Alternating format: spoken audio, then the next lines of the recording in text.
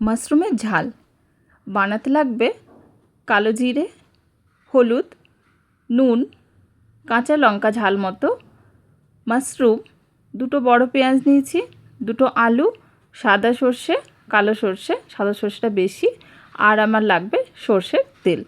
সর্ষেটাকে আমি ভালো করে পেস্ট করে নেবো। তার জন্য ফার্স্টে কিন্তু আমি সর্ষেটাকে নিয়ে একটু নুন দিয়ে শুকনো গুঁড়ো করে নেবো। তারপরে কাঁচা লঙ্কা আর জল দিয়ে আবার ভালো করে মিহি করে পেস্ট করব। মিহি করে পেস্ট করার পর কিন্তু আমি সর্ষেটাকে ছেঁকে নেবো, কেননা সর্ষের ছালগুলো থাকলে খেতেও কিন্তু তিতো হওয়ার চান্স থাকে আর গলা জ্বালা করে। তাই জন্য আমি সর্ষেটাকে ভালো করে মিহি করে পেস্ট করে জল দিয়ে ভালো করে ছেঁকে নিয়ে তারপরে রান্নাটি শুরু করব। মাশরুমগুলোকে এবার কেটে নেওয়ার পালা। মাশরুমগুলোকে আগে আমি ভালো করে জল দিয়ে ধুয়ে পরিষ্কার করে শুকনো করে রেখেছিলাম। এবার ভালো করে লম্বা লম্বা করে কেটে নেব।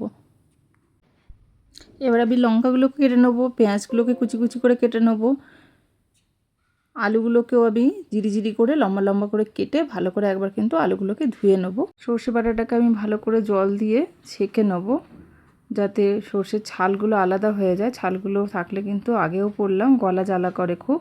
এ দেখো কত ছাল বেরিয়েছে, এগুলোকে আমি আলাদা করে নেব।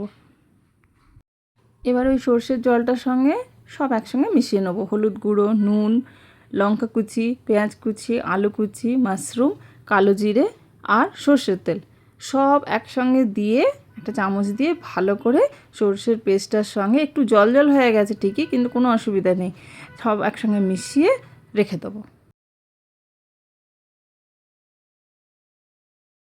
এবার গ্যাসে কড়াই বসিয়ে দিয়েছি। কড়াইটা একটু গরম হলে, কড়াই কিন্তু আর তেল দিতে হবে না, ওই মিশ্রণটি আস্তে করে কড়াইয়ের মধ্যে ঢেলে দেবো।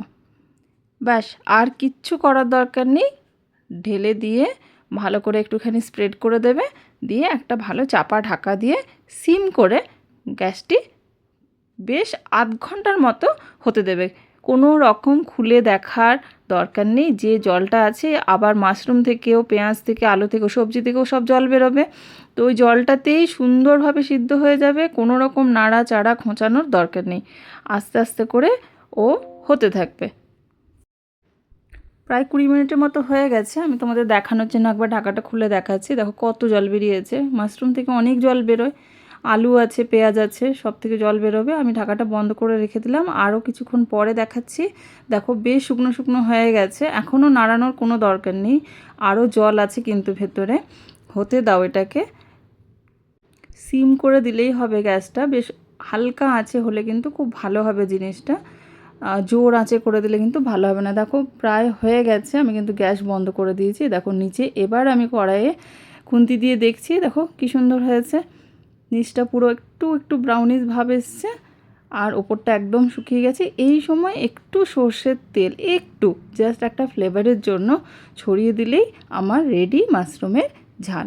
শুকনো ভাত দিয়ে, রুটি দিয়ে খেতে, জ্বর মুখে, সর্দি মুখে, কিন্তু নিরামিষের মধ্যে, মানে পেঁয়াজটা দিচ্ছি তাহলেও, মাছ মাংস যদি না খাও কেউ, এইভাবে মাশরুমটা যদি করে খাও, দেখবে একটা খুব সুন্দর মুখে স্বাদ লাগে আর খেতে খুব সুন্দর লাগে।